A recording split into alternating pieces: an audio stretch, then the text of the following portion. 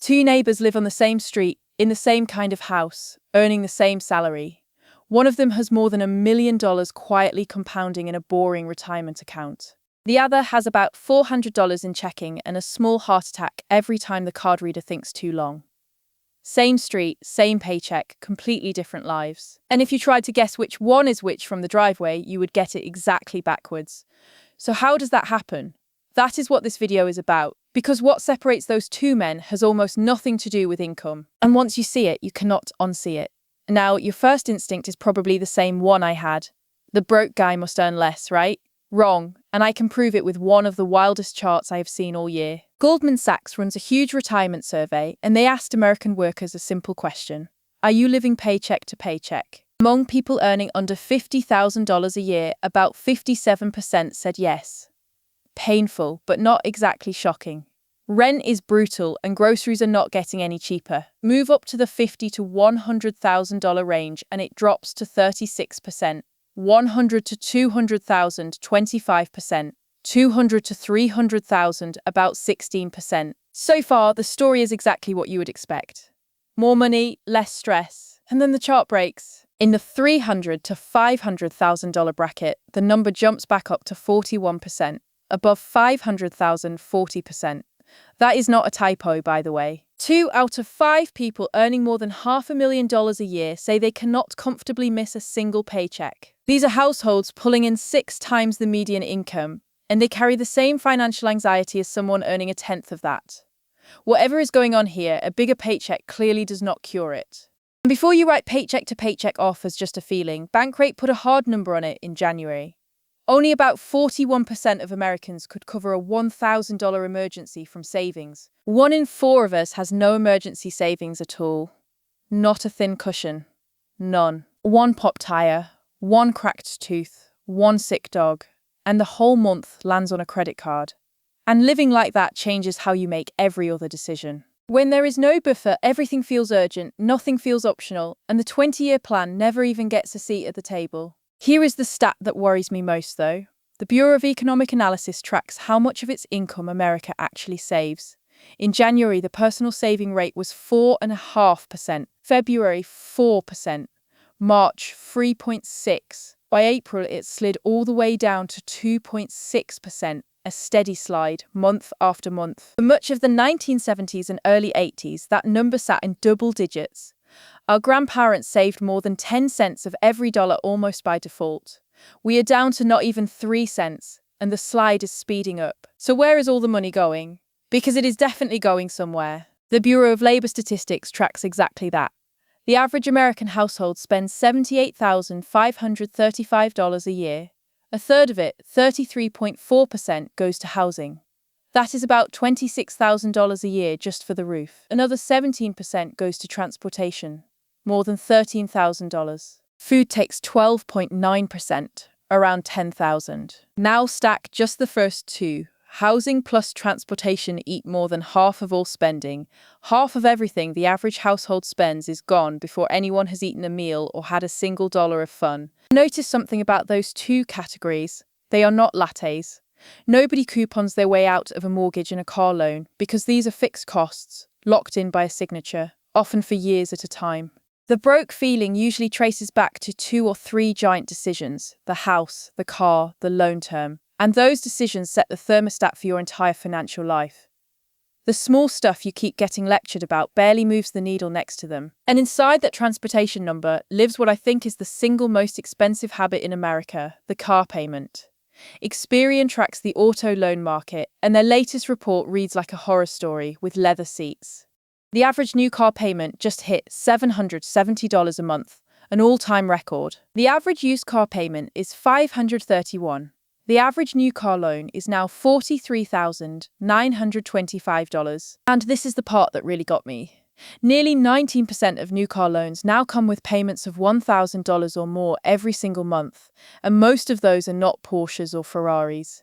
They are regular trucks and family SUVs sitting in regular driveways. We have normalized luxury-sized payments on non-luxury cars, and we barely noticed it happening. Part of that is how cars get sold now. The dealership does not really sell you a $43,000 truck. It sells you a monthly number you can squint at and survive, stretched over enough years to make almost anything look affordable. And by the time the loan finally ends, the trade-in itch kicks in and the cycle restarts. A payment that never ends on a machine that loses value every single day you own it. Then, the moment the budget cracks, the gap goes on plastic.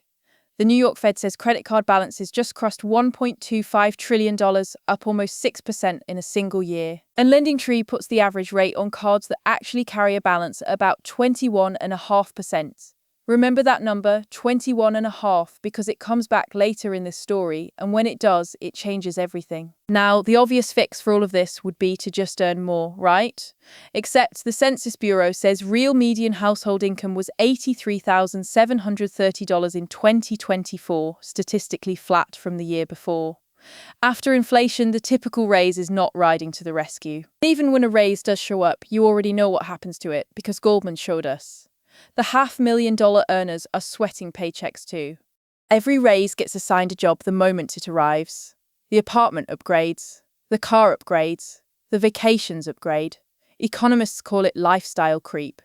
I call it a treadmill because the speed keeps climbing and the scenery never changes. Income is the fuel, sure, but fuel has never once steered the car. The middle class does not stay broke because of what it earns. It stays broke because of where the earnings go, automatically, every month, on schedule. If the video stopped here, it would just be depressing. It does not stop here, because inside this exact same economy, there is a group of people winning, and they are not who you would expect. Picture a millionaire. You are probably seeing an heir with a trust fund, a tech founder, maybe a surgeon stepping off a boat. Ramsey Solutions decided to stop guessing and go count. They surveyed 10,000 actual millionaires, the largest study of millionaires ever done, and the results are honestly the best news in this entire video. 79% of them received zero inheritance. Not a small inheritance, zero. Roughly 8 in 10 built their wealth from a regular paycheck, starting from scratch. And the top 5 careers among them: engineer, accountant, teacher, management, and attorney. Doctor did not even make the top 5. Teacher did. Whatever the secret is, it was never the size of the salary. So what did they actually do? 8 in 10 of those millionaires invested in their employer's 401k plan. That might be the most boring sentence in all of finance, and it built more fortunes than anything else in the study. And my favorite detail of all, not a single millionaire out of 10,000 named picking individual stocks as a top 3 factor in their wealth. Not one. Nobody got there by finding the next hot stock at the perfect moment. They got there with payroll deductions and patience. Think about what is missing from that list. No lottery tickets, no inheritance windfalls, no betting the house on one magic company. The most reliable wealth machine in America turned out to be the one sitting in the onboarding paperwork most of us click past on our first day of work. And this is not ancient history. Fidelity reported a record 654,401 quasi-millionaires in its accounts in late 2025. The people in those plans are saving at a record 14.4% of income once you count employer contributions, and their average balances grew 11% in a single year. Now line those numbers up side by side. The national saving rate, 2.6%. The 401k crowd, 14.4%. Same economy, same inflation, same grocery store. One group is more than 5 times ahead, and the difference comes down to a default setting. One group never sees the money because it gets invested straight out of payroll before it can be spent. The other group tries to save whatever survives the month. And as we just covered, almost nothing survives the month. By the way, if these numbers are rewiring how you think about money, hit subscribe. We put out a new video every single day breaking down money, markets, and the economy in plain English. So subscribing is the easiest way to keep up without doing the homework yourself. Alright, this is where it gets fun, because now we get to do the math the dealership really hopes you never do. The S&P 500, the unglamorous index of America's 500 biggest companies, has returned about 10.3% a year on average since 1957 with dividends reinvested. After inflation, call it 6.5% of real growth. No genius required, no perfect timing, just owning a slice of the whole machine and refusing to touch it. Now take that average new car payment, $770 a month. Instead of sending it to a lender, you invest it every month at the market's historical average return. After 30 years, you are sitting on about $1.74 million from a car payment. And the wildest part is what is inside that number. Only about $277,000 of it is money you actually deposited. The rest, nearly $1.5 million, is pure growth. The market did the heavy lifting. Your only job was showing up every month and staying out of the way. Even the used car payment is serious money. $531 a month at that same return becomes about $1.2 million over 30 years, which means the average American household is quite literally driving its retirement around the block and paying interest for the privilege. The engine underneath all of this is compounding, and the cleanest way to feel it is the rule of 72. Divide 72 by your annual return and you get roughly how many years it takes money to double. At 10%, money doubles about every 7 years. Over a 30-year working life, that is 4 doublings. 1 becomes 2, becomes 4, becomes 8, becomes 16. $1,000 decision in your 20s becomes a $16,000 decision by your 50s. Now flip it over, because the same math is running on your credit card at 21.5%, just pointed at you instead of for you. I told you that number would come back. That is why the bank always has a nicer building than its customers. Compounding never sleeps, and it does not care whose side it is on. And the ingredient that matters most in that recipe is time. The earlier a dollar goes in, the more doublings it collects, which is why starting messy today beats starting perfectly someday. So here is the escape plan, and the beautiful part is it fits on a sticky note. 5 moves, in order. Move 1, pay yourself first. The national saving rate is 2.6% because America saves whatever is left after the month is done, and the month always wins. Flip the order. The day your paycheck lands, money moves automatically into investments before you ever get the chance to spend it. The 14.4% crowd at Fidelity is not more disciplined than you. Their money is simply routed through payroll before it touches a checking account. Make saving a bill and you will pay it like 1. Move 2. Never leave the 4 or 1K match on the table. If your employer matches contributions, that is an instant 100% return, the closest thing to free money that exists. And yet a study by Financial Engines found 1 in 4 workers fails to capture their full match. The average person who misses it leaves $1,336 a year sitting there, which compounds into roughly $42,855 over 20 years. Add it up nationally and about $24 billion a year goes unclaimed. $24 billion every year just refused. That is the kind of number that makes accountants cry. So log into your plan this week and set your contribution to at least the full match. That step alone is the 10-minute version of this entire video. Move 3, invest the gap in plain index funds. Remember, 0 out of 10,000 millionaires credited stock picking. You do not need to find the needle. You buy the whole haystack on autopilot for decades and let the average return do what averages do. If you have never bought one, an index fund is just a basket holding a tiny piece of hundreds of companies at once, so no single disaster can sink you, and no guessing is required. Set up an automatic monthly buy, and the whole strategy runs itself while you live your life. Move 4. Kill the 21.5% debt like it owes you money, because it does. No investment on earth reliably pays 21.5%, which means paying off a credit card actually is a 21.5% return, guaranteed and tax-free.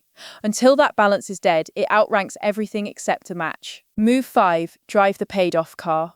Nobody is saying you have to drive a rust bucket forever, but the biggest lever most households can actually pull is stepping off the $770 treadmill. Keep the car after the loan ends, keep making the payment, just redirect it into your own index fund instead of the lender's pocket. Hold that line for even a decade and you will lap people earning double your salary. Quick reminder before we land this plane. This is education, not personalized financial advice, and your situation is your own. But these principles are the closest thing money has to gravity. Back in 1996, 2 researchers named Thomas Stanley and William Danko spent years studying America's quiet rich for a book called The Millionaire Next Door, and they compressed everything they found into one sentence. Wealth is what you accumulate, not what you spend. Every shiny thing you can see, the truck, the watch, the resort photos, is spending. Wealth is the part you cannot see. Which brings us back to that street. Those 2 neighbors from the beginning. Time to tell you who is who. The Brook 1 is the guy with the gorgeous new SUV in the driveway, the $1,000 payment to go with it, a card balance compounding at 21.5%, and a 401k he never opened because money always felt too tight. Everything he owns you can see from the curb. The millionaire is the other guy. The 12-year-old paid-off sedan. The full employer match captured since his first week on the job. The boring index funds quietly eating a slice of every paycheck for 30 years before he ever saw the money. Nothing he owns announces itself because real wealth rarely does. And the best part of this whole story is that nothing separating those two men is locked in. Not talent, not luck, not salary. 79% of America's millionaires started with zero inheritance and got there using the most copyable habits on the planet. Pay yourself first, capture the match. Buy the haystack, kill the expensive debt, drive the paid-off car. You could set up half that list before dinner tonight. The street does not decide, and the salary does not decide. The system you run decides, and now you know the system. We will be right here tomorrow, and every day after that, breaking down what is happening with your money. So subscribe and stick around, and go set up that match tonight. The millionaire next door was never magic. Give it time, and it might just be you.